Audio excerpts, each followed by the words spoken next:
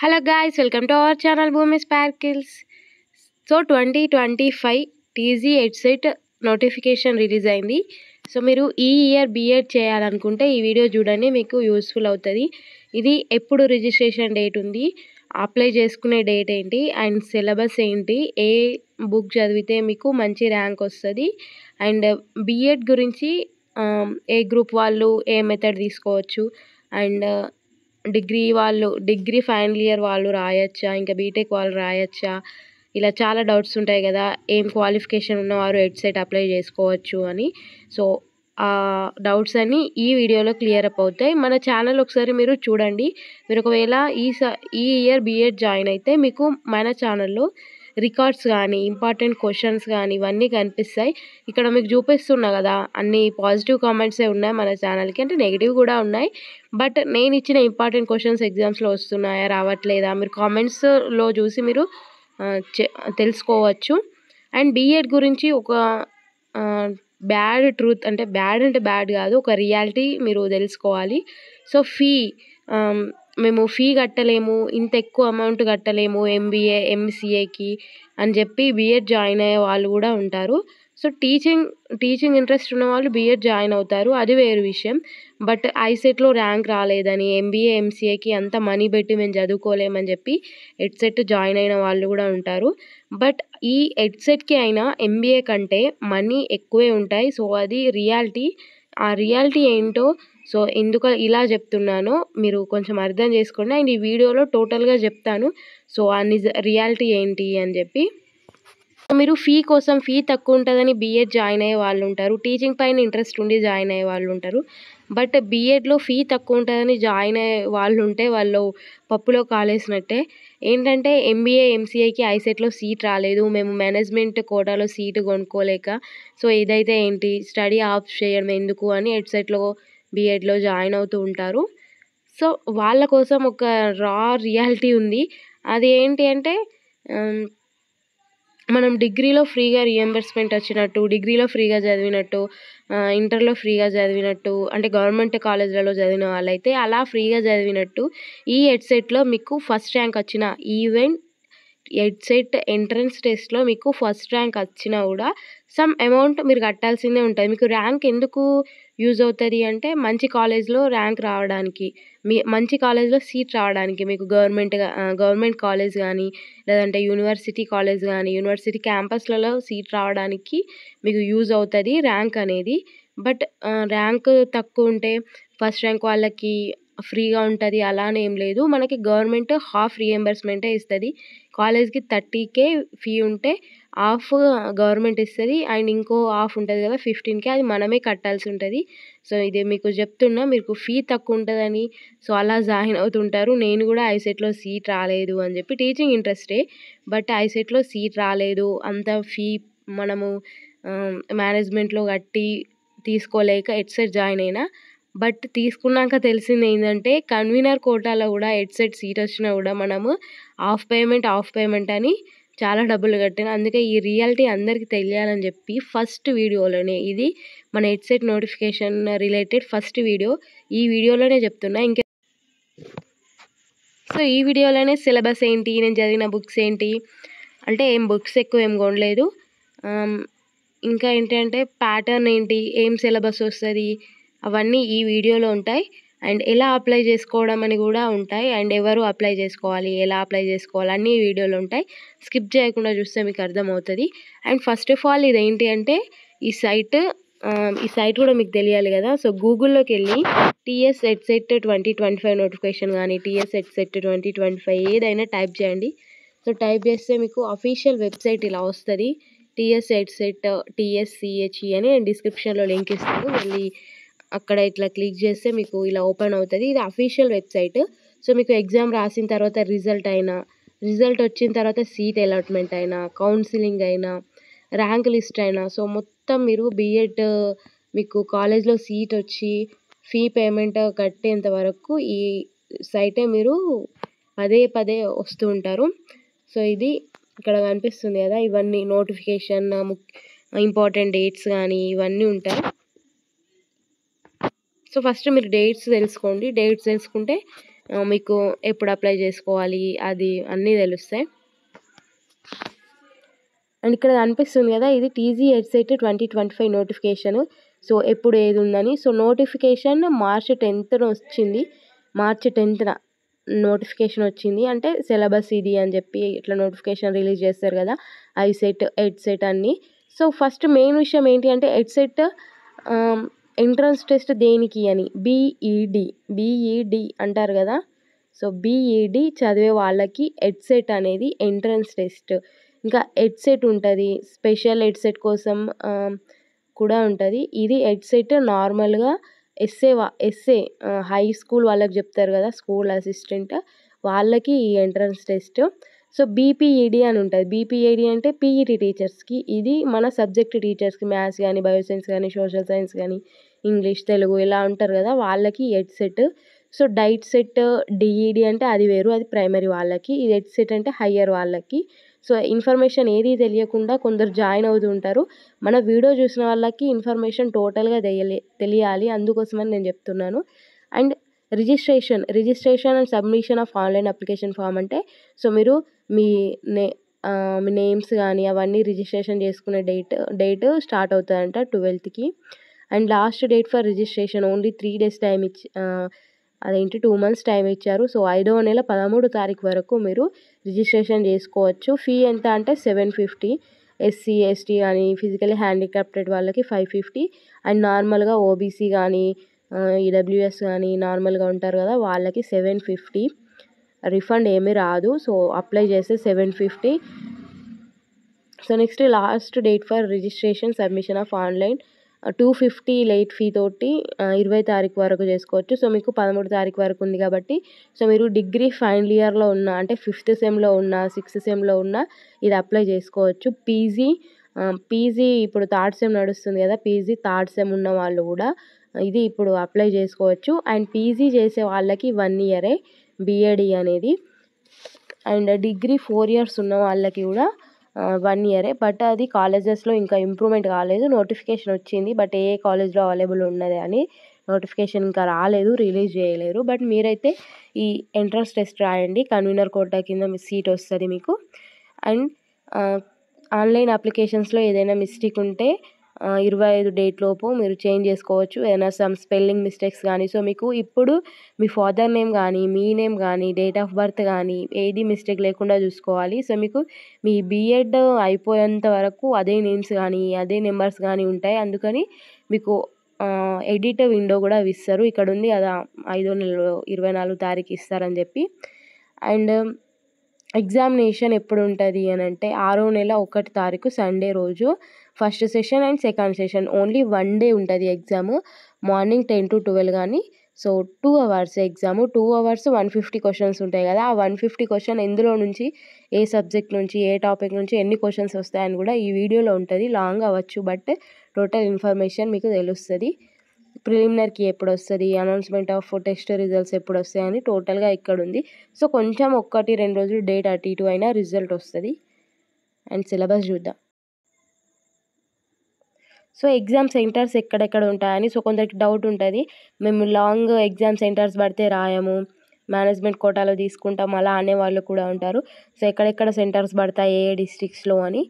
So Hyderabad 1 Zone 1లో, Hyderabad 2లో, హైదరాబాద్ 3, హైదరాబాద్ 4, కరీంనగర్లో జైత్యాల్, కరీంనగర్, హుజురాబాద్, మంతని, సిద్దిపేట ఇన్ని సెంటర్స్ ఉన్నాయి. అంటే ఇది సిబిటి. సో కంప్యూటర్లోనే ఉంటుంది, ఆఫ్లైన్ ఎగ్జామ్ కాదు, online exam. So online exam మీకు 6వ నెలలో ఉంది కాబట్టి అప్పుడు గ్రీన్, పింక్, రెడ్ ఇవన్నీ పెట్టడం ఉంటుంది కదా.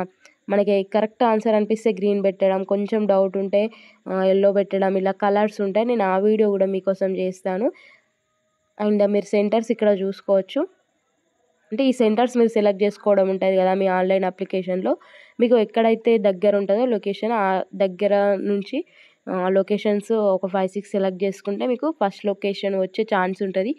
ఎంత ఎర్లీగా అప్లై చేస్తే అంత మనకి దగ్గరలో సెంటర్ అనేది వస్తుంది. దగ్గర సెంటర్ అయితే మీకు బాగుంటుంది, అప్పుడు కాస్త ఎండలు ఎక్కువ ఉంటాయి కాబట్టి.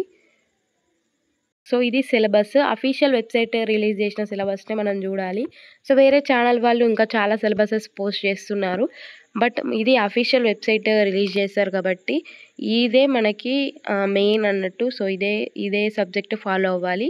సో ఆల్ ఇన్ వన్ దొరుకుతుంది. ఇవన్నీ సబ్జెక్ట్కి కలిపి ఒక ఆల్ ఇన్ వన్ అని దొరుకుతుంది. మీకు ఆల్ ఇన్ వన్ కొనుక్కోలేని సిచ్యువేషన్లో ఉంటే so up to 10th class subject ఉంటుంది కదా. So maths, physical science, biological science, social studies.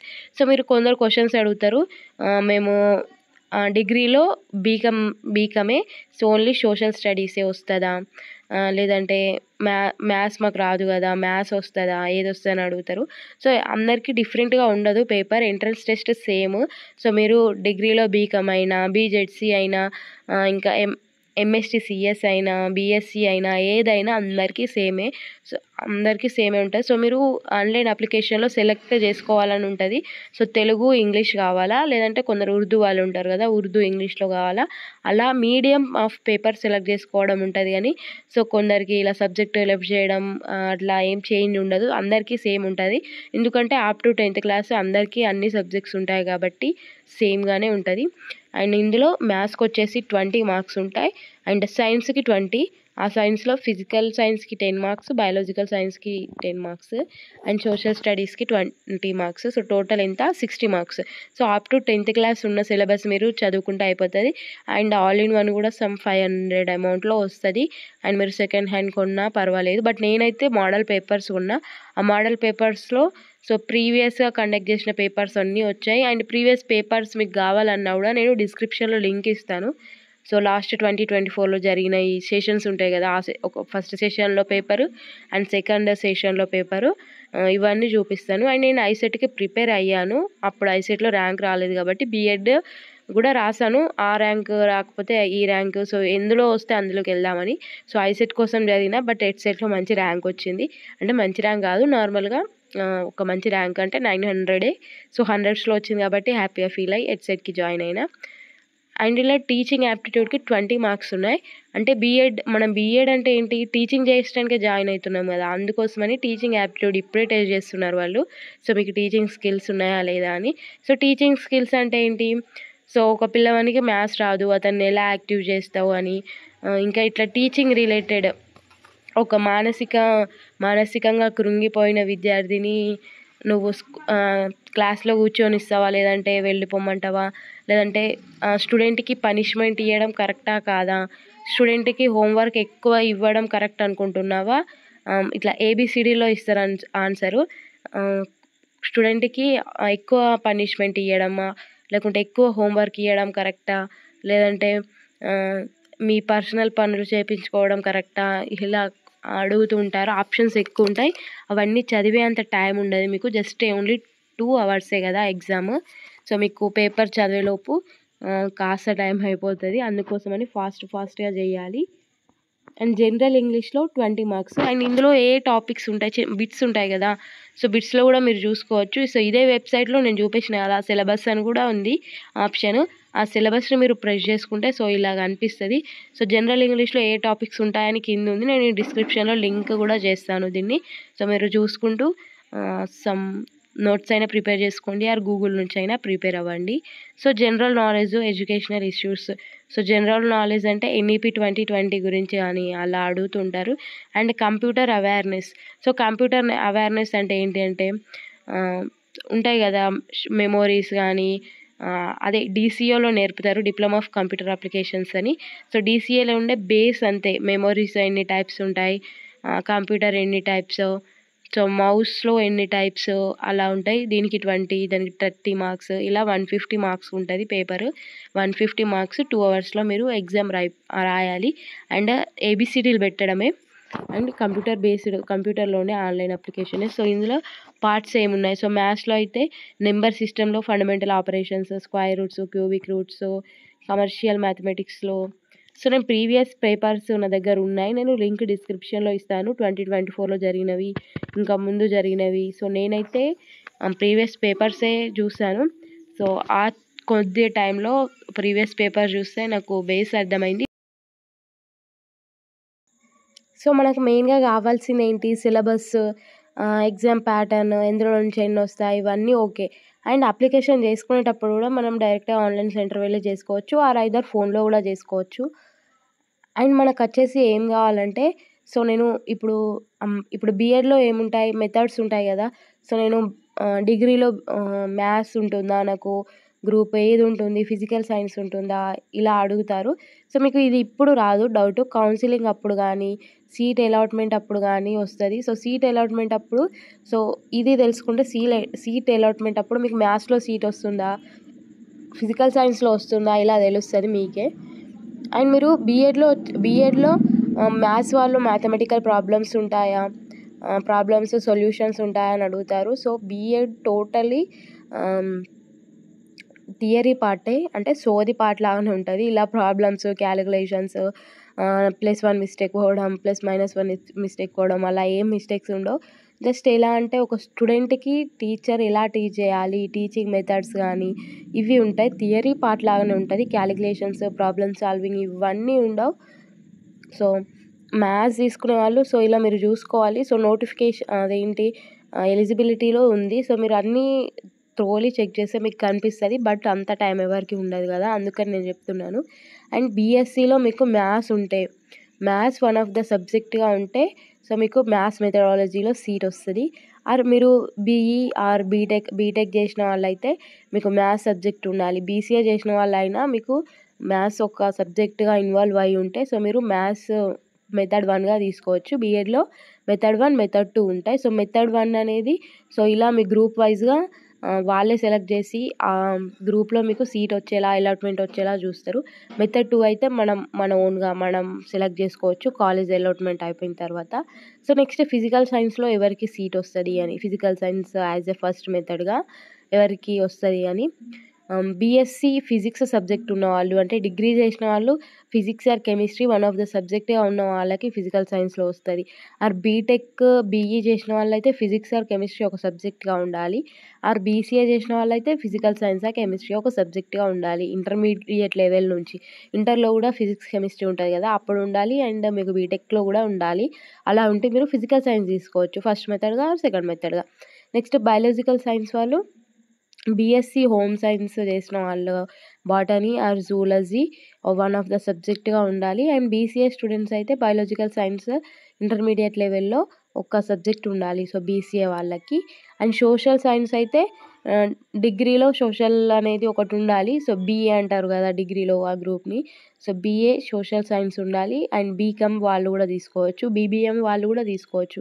BBA, BCA వీళ్ళందరికీ సోషల్ సోషల్ ఉండదు కానీ సివిక్స్ అవి ఉంటాయి కదా సో అది ఒక సబ్జెక్ట్గా ఉండాలి. అండ్ ఇంగ్లీష్లో సీట్ రావడం, సో ఇంగ్లీష్ లిటరేచర్లో సీట్ వచ్చింది, తెలుగు లిటరేచర్లో సీట్ వచ్చింది, ఇది అర్థమవుతలేదు మాకు ఇంగ్లీష్లో ఎందుకు వచ్చింది, నా మ్యాథ్స్ సబ్జెక్ట్ కదా ఇలా అడుగుతారు. సో ఇంగ్లీష్లో సీట్ ఎవరికి వస్తాయంటే అంటే ఒక కాలేజ్లో మ్యాథ్స్కి కొన్ని సీట్స్ ఉంటాయి, ఇంగ్లీష్కి కొన్ని సీట్స్ ఉంటాయి. మీకు మ్యాథమెటిక్స్లో ఫిల్అప్ అయిపోతే సో మీరు నెక్స్ట్కి ఇంగ్లీష్ ఎలిజిబుల్ ఉంటే ఇంగ్లీష్లో మీకు సీట్ అలాట్మెంట్ చేస్తారు వాళ్ళు. సో అలా అలాట్మెంట్ చేస్తారు. The candidates with BA in special English, so BA special ఇంగ్లీష్లో కానీ లిటరేచర్లో కానీ సో పీజీ ఇంగ్లీష్లో చేసిన వాళ్ళైనా సో మీకు ఇంగ్లీష్లో సీట్ వస్తుంది అన్నట్టు బీఎడ్లో యాజ్ ఎ ఫస్ట్ మెథడ్గా ఇంగ్లీష్ ఉంటుంది మీకు. And oriental languages Telugu, Marathi, Urdu, Sanskrit ఇవన్నీ ఉన్నవాళ్ళు సో మీరు పీజీ చేసిన వాళ్ళైనా, తెలుగులో పీజీ ఎంఏ తెలుగు అంటారు కదా సో అది చేసిన వాళ్ళకి తెలుగు అది ఫస్ట్ మెథడ్గా తెలుగులో ఛాన్స్ వస్తుంది అన్నట్టు. తెలుగు లిటరేచర్ చేసిన వాళ్ళకి సో ఇక్కడ మీకు కనిపిస్తున్నాయి కదా సో ఇది మీరు చూసుకోండి. సో మీకు కనిపిస్తుంది అని అనుకుంటున్నాను.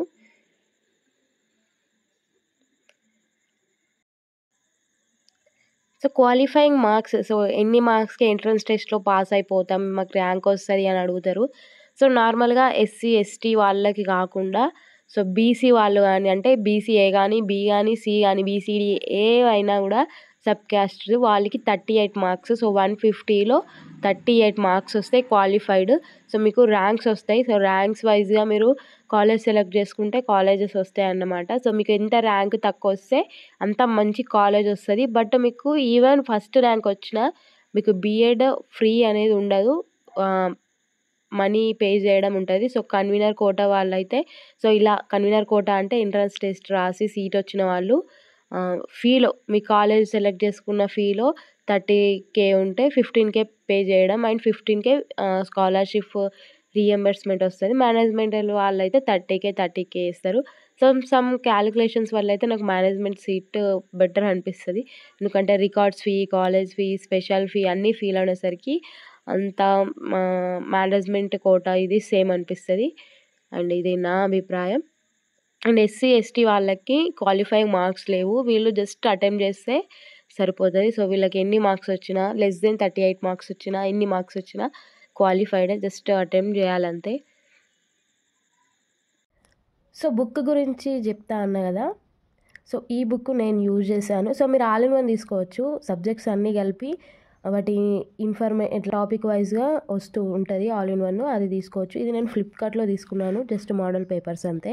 సో నేను చెప్పాను కదా ఐసెట్కి ప్రిపేర్ అయ్యాను. ఎడ్సెట్ అంత ఎక్కువ ఏం ఇంట్రెస్ట్ లేకుండే అప్పుడు. జస్ట్ ఏదో ఇది 100 రూపీస్ 110 రూపీస్ అని చెప్పి తీసుకున్నా. ఏదో అప్లై చేశాను కదా మరి బుక్ చూద్దామని.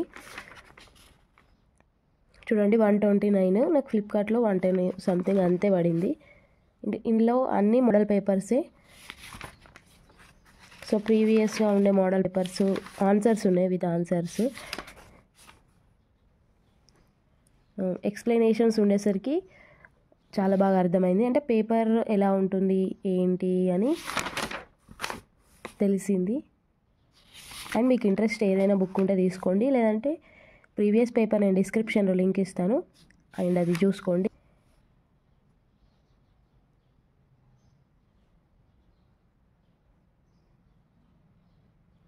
ఇలా ఉంటుంది ప్రీవియస్ పేపరు. నేను ఇది డిస్క్రిప్షన్లో లింక్ ఇస్తాను.